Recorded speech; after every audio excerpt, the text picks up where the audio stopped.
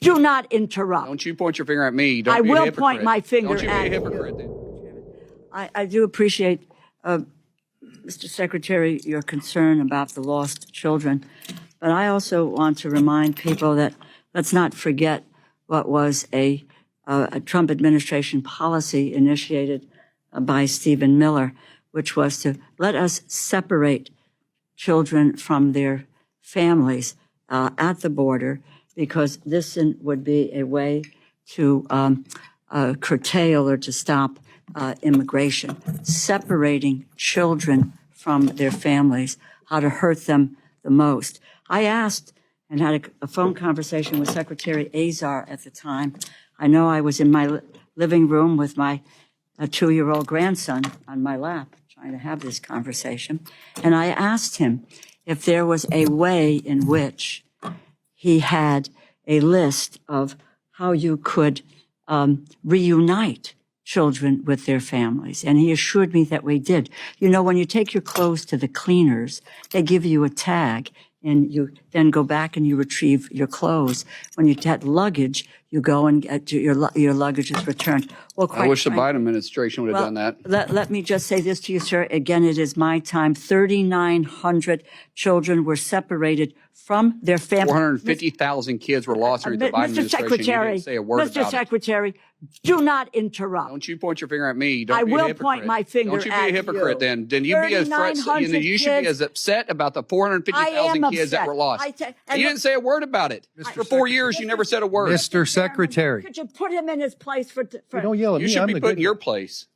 Mr. Secretary, if you would like 4 minutes for a closing statement when everybody's done, I'll give you that. But while members are on their 8 minutes, I need them to have their 8 minutes. I started my I comments. appreciate that. My issue is that they say this for sound bites, and I'm not going to let them say something What did like you that. do That's not just true. recently for sound bites? I sympathize with the 400. We are going to have something resembling order here.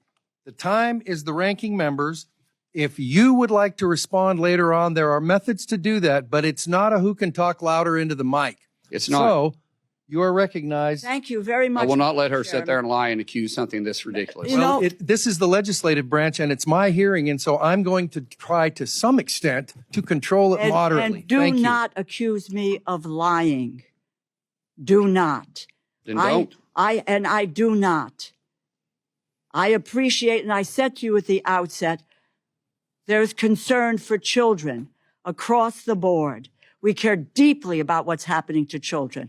And I went to the border and I watched children in those fenced-in places years ago and what was happening to them. So I have a long history, Mr. Secretary, in this area. 3,900 kids were separated. Secretary Azar told me he had a way to reunite them. Many of them were not reunited till today. And I don't want you to answer this now. Please get back to us and tell us what you are doing with regard to the settlement in terms of this issue, which is out there, which your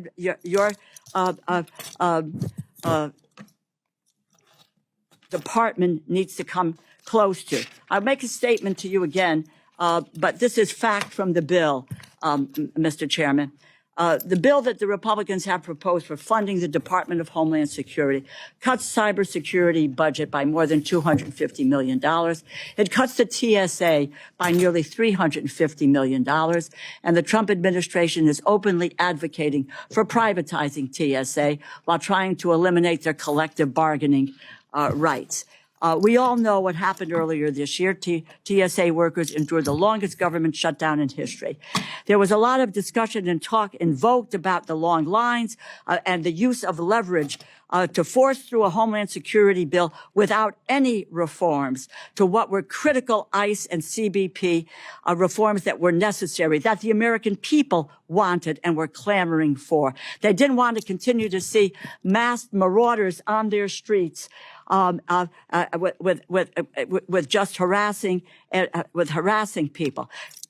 Congress eventually passed my legislation that paid TSA workers, funded FEMA, CISA, Secret Service, and the Coast Guard. And today, and it took you 79 days on the Republican side to make that decision to pay these people instead of just talking about paying this. The administration continues to attempt to walk away from the collective bargaining agreement with TSA workers, something that the federal courts have now twice said is illegal. Indeed, your testimony frames the attempt to force over 200 smaller airports in this country into a new security structure as a setting. And quote, the TSA, this is in the testimony, the TSA is on the path to privatization. My question on this issue is, given all that the transportation security officers did for us during a Republican shutdown, how can it be that the department's position is that TSA workers should not be granted the same basic labor protections as federal enforcement officers? How can it be that your priority is to have them work for the lowest bidder, where the wages and the benefits of these workers will unquestionably be lower? Well, actually, it was the Democrats that voted every time to shut them down. Republicans voted every time to open them up. Cass, just give me we the didn't answer shut them to my down. You question. shut them down. Answer my question. I did. What are you doing? Why are you moving? Ma'am, I answered your question. You were the one that shut them down. The Democrats shut down. How many times did you vote to shut them down? Why? You know, these people come to us to get funding for the work that they do, and we. I'm actually factually correct. I'm factually correct. You voted to shut them down. Republicans voted to open them over and over and over again. Your vote clearly stated that you voted to shut us down. It wasn't until it became popular. And then, by the way, ICE agents came there and helped bring the lines down. The same people that you also kept shut down for 150 days. I'm answering the question. No, you didn't. I thought you said you answered it. The floor is hers. My dear. Actually, I gave it to her. You know, there is a chairman of a committee. That's me. I gave it back to her. She's got something about who these folks are. And You everybody have another on question, this panel. Madam Ranking Member? Well, yeah, no, I do, but I didn't get an answer to a question. So the record can will it so be- reflect. Thank Please you. ask your next Okay, question. and I will. This has to do with FEMA. Simple question. And I want to start where I left off with Secretary Noem last year. FEMA. Simple yes or no. Do you support eliminating FEMA? Do you support eliminating FEMA? There's portions of FEMA that need to be back at Do you support state. eliminating FEMA? There's no yes or no question on that. There's portions that need to go back to the state. Do you support eliminating FEMA? The record will reflect the response. The record will reflect the response. Is there another question? Yeah, because let me just say, in April of 2025, the Trump administration prematurely, I'm glad we got that answer, because the poor gentleman who came before, it may have been with you, Mr. Chairman, that came before our committee, and I asked him this question, and he said, because Secretary Noem said, yes, she and the president wanted to eliminate FEMA. The gentleman said that he said it should be reformed, and the next day he was fired. Let it show that the secretary believes that we should shut FEMA down. I never April 2025, said that. the administration. Chairman, I never said that. The administration prematurely, unlawfully ended FEMA's BRIC program. He intentionally halted roughly 2,000 active infrastructure and disaster mitigation projects across the country, including one in downtown New Haven, Connecticut. A coalition of 22 states and D.C. sued FEMA.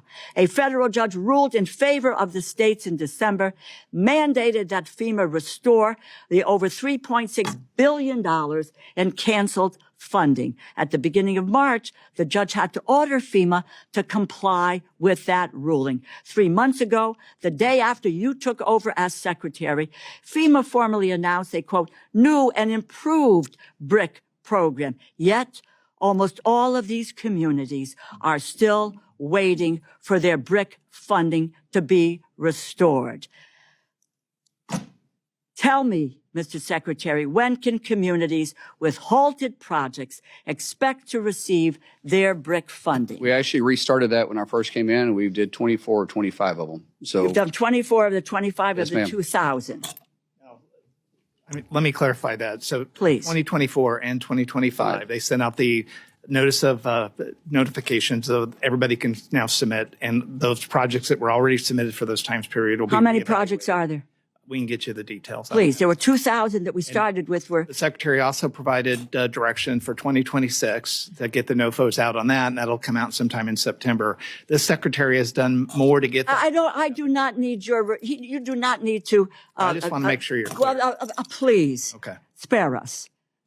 Just give me the facts. Just give did. me the numbers. Let me just conclude, Mr.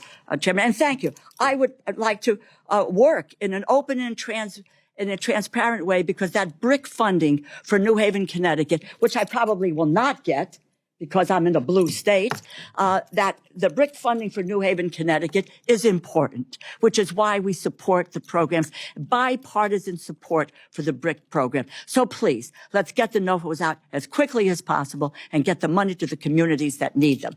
My final comment to you is, I'd just like to go back a second. We need to go back to the issue of deaths in custody. It doesn't do anyone good to deflect, talk about what's happening in the criminal system in Illinois or in Oklahoma.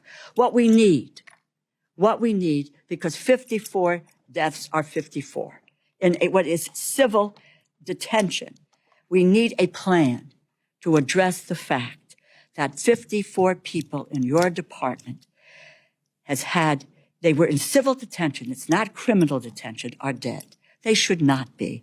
We need to hear from you. I don't need an answer now. There is no time. I've taken an enormous amount of time. Get us a policy, a plan, in a timely fashion that says, how are we going to deal with these issues?